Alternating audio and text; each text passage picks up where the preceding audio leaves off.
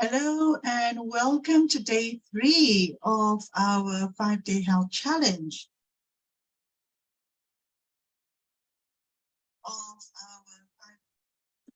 And today we are going to be talking about why and how does illnesses choose your body. Now, I know for a fact that over the last 2 days, there were quite a few comments that were sent to me about the information being so informative and, beautiful comments like that. And I want to just say a big shout out to those people that have been watching it. But remember, I always believe that when you spend time watching something, make sure you go and action it, because the action is the biggest thing that leads to transformation. So what I'm going to do is I'm going to start by sharing my first slide. So just to recap, the first day was how a sick body equals, how a sick mind equals a sick body. The second day was why does illnesses, yesterday, it was the 5 ways that illnesses come into the body. And day 3 is why and how does illnesses choose your body. I'm just going to move it to the next slide. Yes.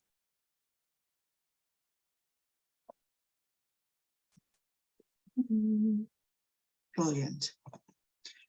Right, so right here on my screen, this might seem quite familiar to you. I'm just going to move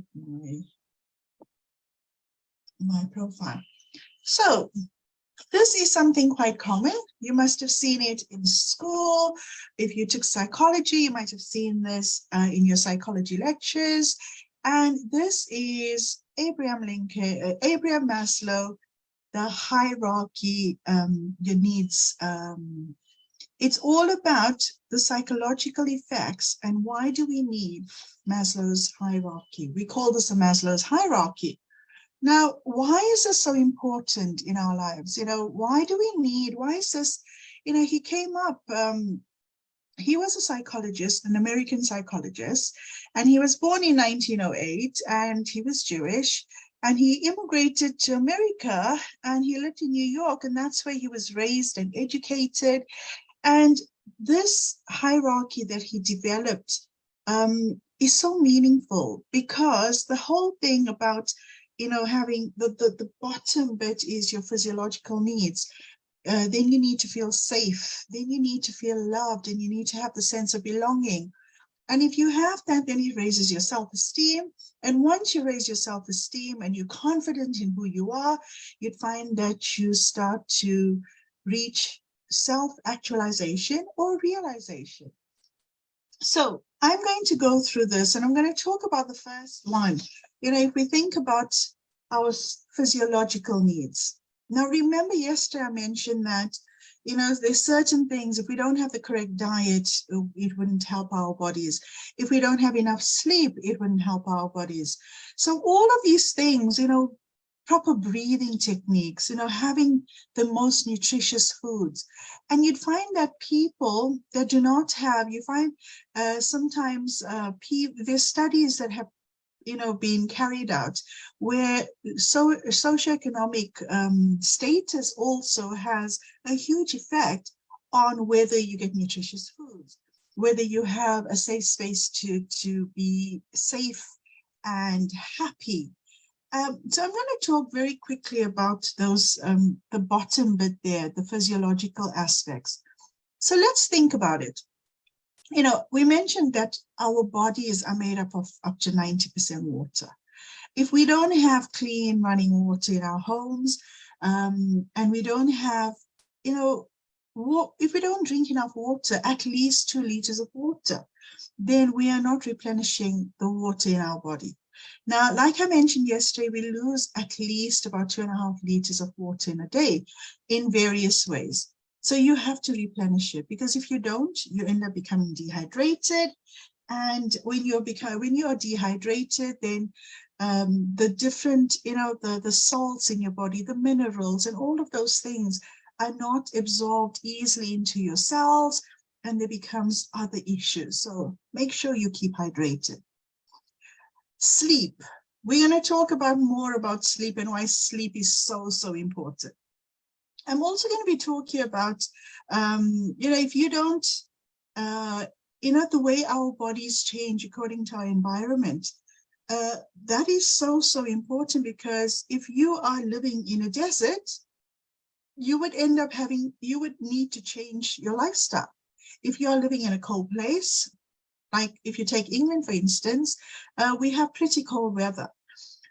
But one thing I want to point out is, if you think about, the foods according to your environment, now we have certain fruits throughout the year. Imagine we now have bananas, which usually grow in a warmer country. And because it's grown in a warm country, that means your body digests it very differently. And if we are eating it in a cold country, that means our bodies are going to use and absorb the nutrients in a different way. And that goes for other fruit and vegetables too. One of the best ways is to actually eat foods according to seasons. And there's a reason for that. If you think about the birds, they know exactly which berries to go and choose from which trees during which season. And similarly, our bodies are also designed for digestion and nutrition according to the seasons, and it depends on where you live. So that's something to think about when you go to the shops. I know sometimes in colder countries, there's so many fruits available that you would find in a warmer country. So start to think about the types of fruit and veg that you eat according to the seasons. Let's look at excretion. Now, excretion is getting rid of your waste. Now, I know that there's so many people that come to me and they talk to me about, they have a really hard time either being constipated. Sometimes some people, when they're nervous and they're living in survival mode, they might end up having stools where they need to go to the toilet very often. They might not be excreting their urine in a good way. Because they might not be having enough to drink. So excreting and excretions, where you get rid of your waste products, is so, so important. And little things like, if you find that you are constipated, and you get constipated quite often, you should be going to the toilet at least twice a day. Because if you're not going to release your bowels at least twice a day, then you need to up your fiber. Because if you're not eating enough fiber and foods that would allow healthy bowel movement, then those toxins are in your system for a longer time. And remember that our bodies get rid of toxins in 3 ways. Our breath. The second way is our sweat. So when we exercise, we sweat. And the third way is through our stools and urine. So those are the 3 ways. And if you find that you are not having a balance of all 3, then you need to actually look at your lifestyle and look at what you're eating and your diet. And I also want to talk to you about sleep. Now, think about it, right? If you are not sleeping well, your body is going to suffer. If your body is not getting enough sleep, time to rest, it's going to affect you. You also need, to have enough intimacy. If your body is not getting intimacy and you're not having enough sex, or you find that your body is not reaching that state of oneness or bliss, then you would find that your brain doesn't make enough oxytocins. So look at that physiological structure at the bottom. Think about yourself, think about your family. What are you getting enough of? And what aren't you getting enough of? Look at the quality. Am I getting good quality, or what do I need to tweak or change? Right, is there anything else we're going to go through this. All right, let's go to the next slide. If you have any questions, please put them down in the chat. Right, sleep. Now you must have had so many people talking to you about sleeping patterns. If you don't have a circadian rhythm, that's the first thing you start doing. Find yourself a circadian rhythm. Now, your circadian rhythm works according to, when the sun rises and when the sun sets. Your body works accordingly. Your body detoxes at a certain time when you go to bed. So I want to talk about cytokines. So cytokines is a protein which is actually formed when you go to bed. So it's released when you go to bed, when you are in deep sleep. And this actually helps to fight disease and inflammation. Now, for those people that don't get enough sleep, think about your body. Is your body healthy? Are you struggling with some form of fatigue? Are you struggling with pain? Are you struggling with some form of illness? So these are questions to ask yourself. And I am going to be doing further workshops on all of these 5-day challenges, which I will speak about on Friday. Right, so what is stopping you from sleeping? I know I'm guilty. Sometimes Netflix, sometimes Amazon. I can't stop that series that I'm watching. I'm binging till early hours of the morning. And I know the next day, I cannot wake up to do my yoga. I cannot function the way with alertness that I would have if I went to bed at 10. Together with sleep comes your eating habits. So when you stop eating, you need to eat at least 2 or 3 hours before you go to bed. Because when you get to bed by 9:30, 10 o'clock, your organ starts detoxing. And if you're going to bed later, you'd find that your body is not going to detox fully, and you're starting the new day with yesterday's toxins. And this is just physiological toxins, leave alone mental toxins. So I'd love to know, how many hours of sleep are you getting?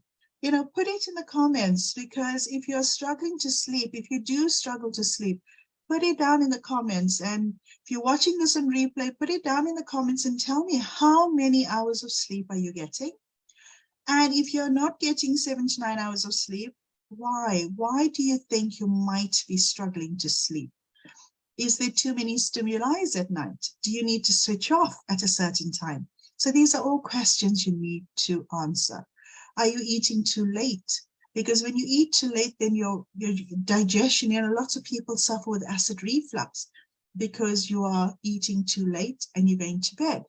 So there are good practices that you can do, and we'll talk about that a little later on. Let's look at the next one, being safe. And this was the third part of Maslow's hierarchy, needs hierarchy. So safety, why is being safe so important? Now think about it. When we live our lives in fear, we are creating the wrong chemicals.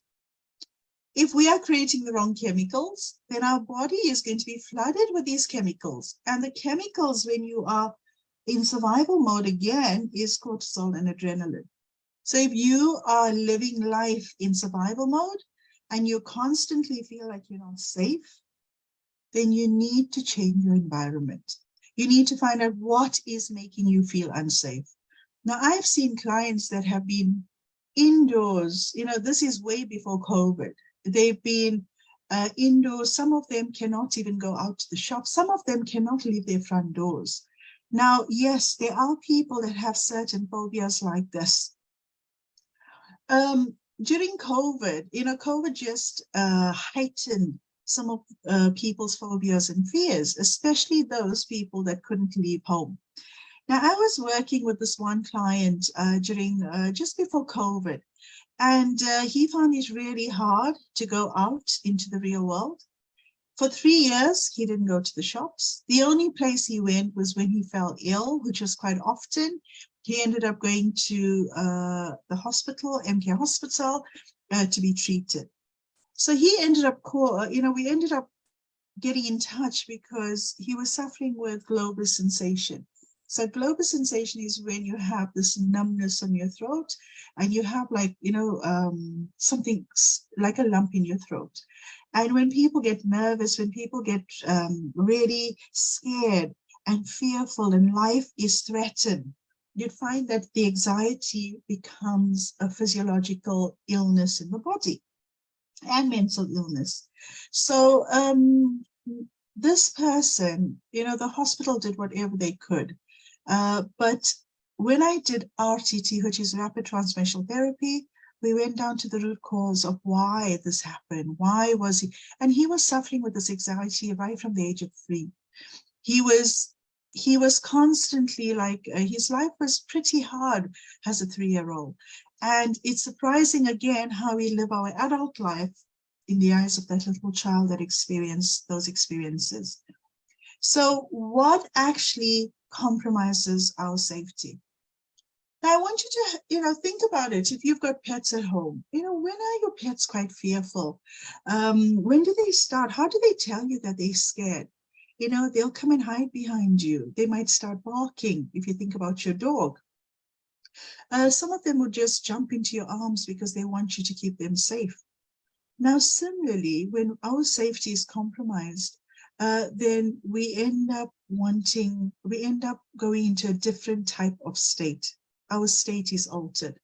So if you had to think about, if you're driving a car and you might have hit a squirrel on the road, or sometimes you might have met with an accident. Now, sometimes because you don't feel safe in the car, some people cannot sit behind that wheel again. And unfortunately, these are phobias and fears that actually, people actually suffer with. And many of them are my clients because these are things that stop them. They become debilitating to their lives. Imagine not being able to sit on a plane to travel. Imagine not being able to drive again because you're scared. Imagine, having this fear of leaving your home because you were scared of the outside world. You have this low self-esteem, this low confidence, and you don't feel the sense of belonging. Again, Maslow's hierarchy needs theory. So what happens when you feel unsafe? You end up putting up these huge barriers. You put up these walls around you, and sometimes you literally close your front door and you stay inside. Other times you cannot put yourself out there. And because of that, you end up freezing. I've treated some young people in their early 20s where they couldn't socialize because they suffered with social anxiety. And this was not just during COVID, this was way before. So these are little things. We have triggers. So we need to go down to the root cause. What are the triggers? What are the triggers that change the way we think? And this then changes the way we behave. And then when this happens, we have all these feelings of, pain and sorrow and guilt and grief. I remember when many years ago, when I think it must have been about maybe 28 to 29 years ago, when I ended up falling pregnant straight after I got married. And at about 5 months, I ended up miscarrying. It was very traumatic because imagine I had to give birth to the baby, but I didn't have any baby. So my body thought it was actually, I've just given birth. So I went through the whole, my body had to change in so many ways. So it was very, very traumatic.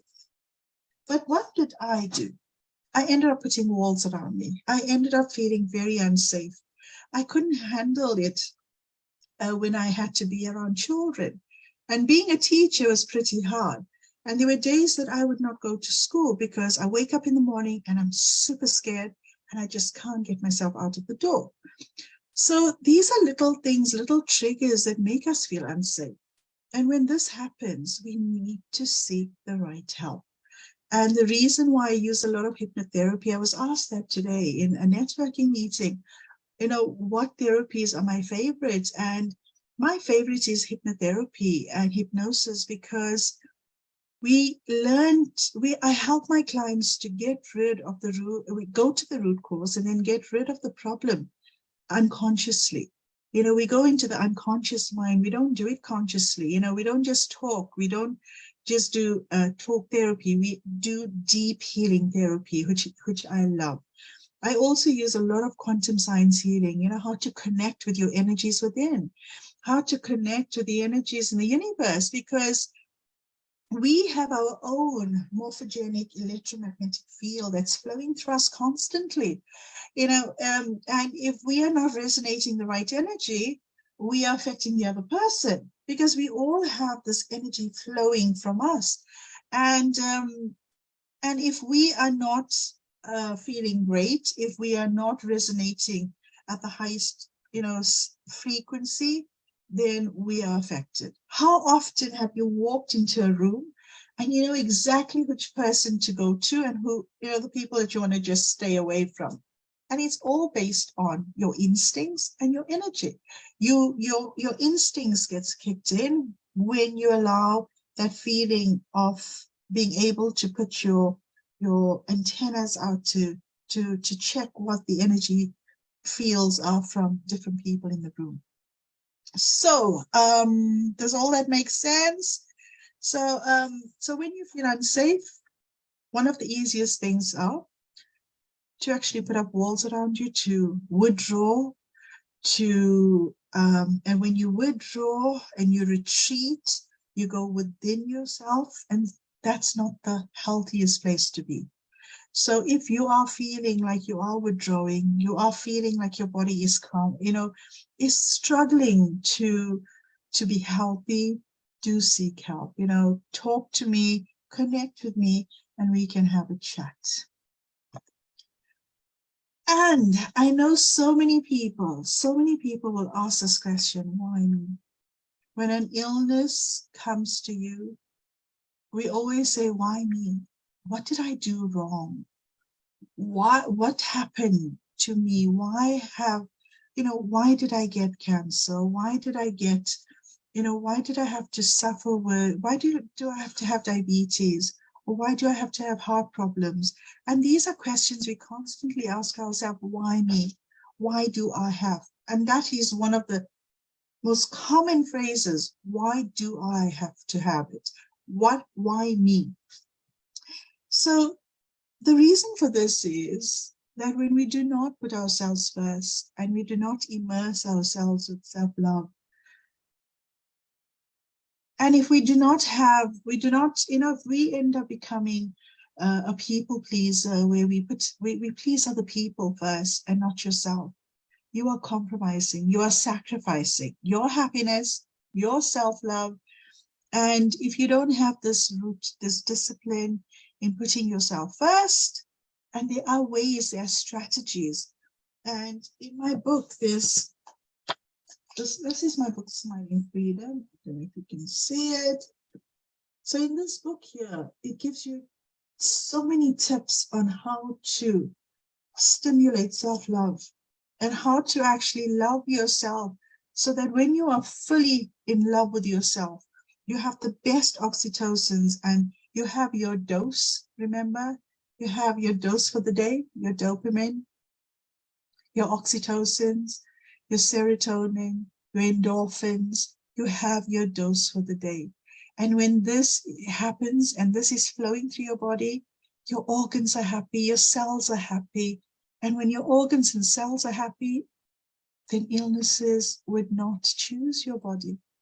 So the best way to heal is to change your mental and emotional state. And when you change your mental and emotional state, you change your energetic state. And that's the body, that's a vital body. For you to have vitality, you need to tap into your vital body, which is your energy system. And that will be the best way to heal. So you don't have to ask the question, why me? Because when you start dissecting it, you will get more and more depressed. You feel like you are, you blame yourself, and blaming yourself isn't the cure. Getting the right help is the most important thing. And the last thing I want to talk to you is the sense of belonging. Now, why is this so important? Why is having a sense of belonging so important? At the end of the day, we all are tribal beings. We all need to, no man's an island. We cannot survive just by ourselves. Remember, we all feed into each other's energy systems. So we need to feed each other with the best energy. So if you ask yourself, who is your tribe? If you are ill and you ask yourself, who is my tribe? And look around you. Are you surrounded with other ill people? Are there other things that might be wrong? Because if your friends and your family around you is not helping you to be uplifted, and if your friends and family around you is not helping you to heal and to feel your happiest moments, to feel love, then you need to change. You need to change the people in your tribe. You know, the famous saying is, if you want to get somewhere, you need to spend your time with people that are already there. So if you want to feel healthy and you want to feel fully in love with yourself, go and see how people that already are there do it. You know, you learn so much from other people, just observing other people. So what I'm going to do very, very quickly is actually teach you a breathing technique. So some of the some of the things I told you to do from day one is have your mint tea. I hope you're having it. I also taught you the breathing technique where you switch you block the different nostrils and you do deep breathing. And you're also supposed to write all negative feelings and emotions and thoughts on post-its, put it in a jar, because I would love for you to take pictures of those jars and send it to me. Because I would love to see the amount of negative thoughts we have. And it's so good to see it on these post-its, because on Friday, you're going to take these post-its and set it alight. You're going to burn it. You're going to get rid of those negative thoughts. And that's one good way of doing it. Right, so today, what I'd love for you to do, you are going to take your hands like this. You're going to fold it in. And remember, in Ayurvedic practices, there are different positions that you position your hands. And these are called Muladharas. I might pronounce it a little off, but my pronunciation with Hindi words and Sanskrit words are not the best. So you take your hands and you place it like this, and you're going to take a deep breath in. And when you are breathing out, you open your hands and as if you're grabbing air and bringing back in you. So breathing in, up, breathing out, down. And when you come back down, you put your hands into a fist again. I call this the fist breathing. So let's do it. It's very, very good if you suffer with heart issues, because, you know, it's very good if you suffer with anxiety and stress, because it's a really good way of, like, you're punching away all of those negativity, you're just releasing it. And you are just connecting with the energies above. So let's do it. So the best thing is to close your eyes when you're doing it. Right, so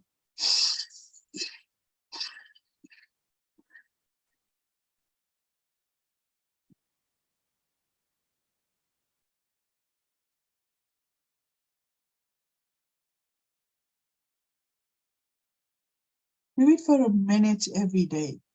And you will feel this, like, you will actually feel more alert. You will feel less fatigue. And if you're sitting at your desk and your table for a long time, just do this, because at the same time you're getting rid of toxins from your breath, but also you have movement. And if you suffer with your arms, just watch. Do not be too vigorous. Just be calm. Just do it calmly. So be aware of your arms, and you'd find that the more you do it, your shoulders would also start to get better. And if you find that you suffer with frozen shoulders, there's things that you can do also. And the other one is, I'm going to do a meditation now. So I'm going to ask you to just close your eyes. Just allow yourself to just be. When you close your eyes, you are shutting away the outside world, and your brain waves are moving from high beta down to alpha. And I want you to just listen to my voice. And as you're listening to my voice, you start to feel this sense of relaxation. Good. I want you now to just imagine that you are walking down 10 steps.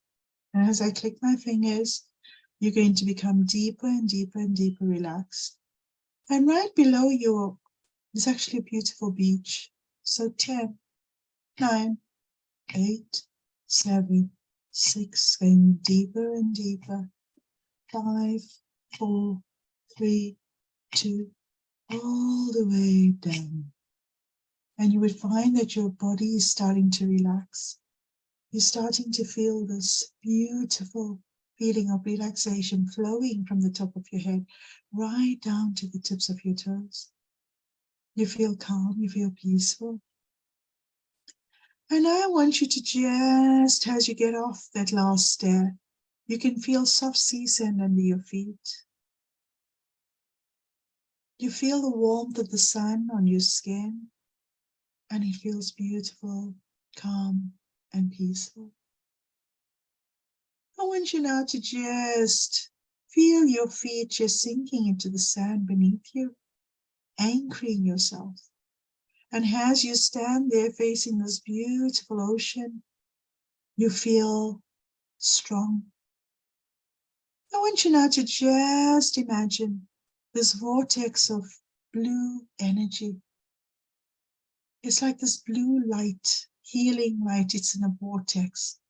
It's entering the top of your head, and as this vortex of blue light enters the top of your head, it sweeps up any negativity, any illnesses, and it's just pulling it up like a tornado. And I want you now to just allow this vortex of beautiful blue healing light to flow from the top of your head. It's coming down into your face and your cheeks and your throat, sucking away all the negativity, just sucking away all those negativity, the negative feelings, the negative energies, any illnesses in the body, any cells that are abnormal. Is just like a hoover. It's now coming down to your shoulders, any pain in your shoulders. Allow this healing vortex of blue energy to just do its magic. Allow it to just take away all the pain, all those cells that no longer serve your purpose, those dead cells. If your immune system is weak, see this vortex of blue healing light just energizing your immune system. And now allow this healing vortex of energy to come down to your heart, down to both your lungs and your kidneys, healing, and at the same time removing anything that no longer serves your purpose. See it going down to your liver, your digestive tract, your pancreas. See your pancreas working perfectly. As soon as this blue healing light touches these organs, you feel this warmth, because you know that this warmth is allowing, it's a tingling sensation, and it's just allowing your entire body to start to heal.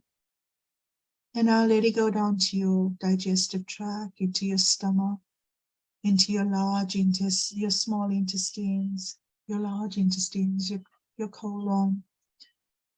And now allow this to go to your reproductive organs.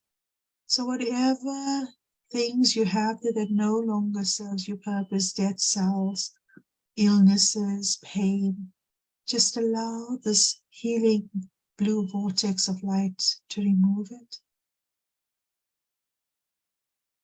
And as it's removing it, it's just healing it too.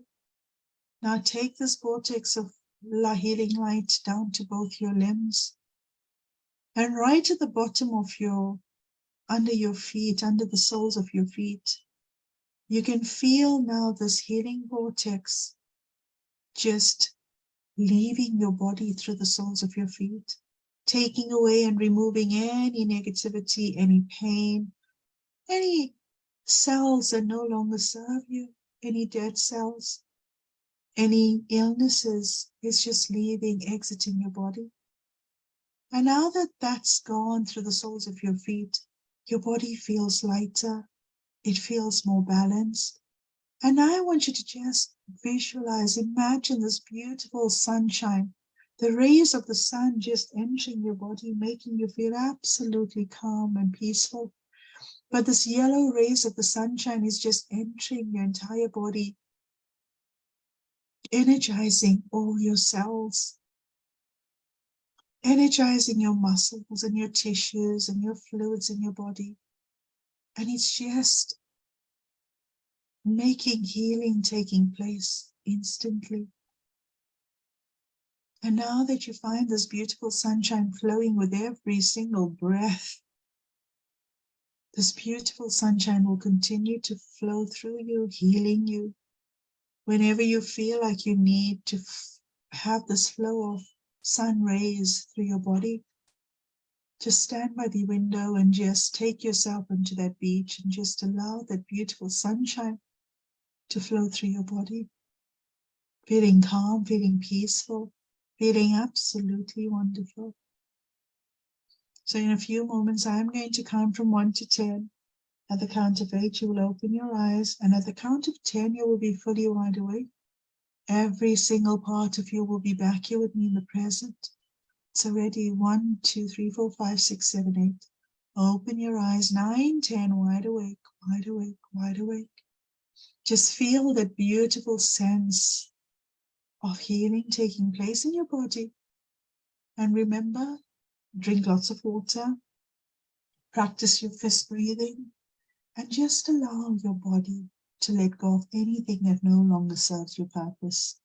If you're watching this on replay, I would love to know your comments. What did you find useful? What did you find helpful? What are you going to start practicing? Because remember, information must lead to transformation. So take this information and go and transform your life. Anyway, lots of love. Speak to you soon. See you tomorrow. Take care. Bye.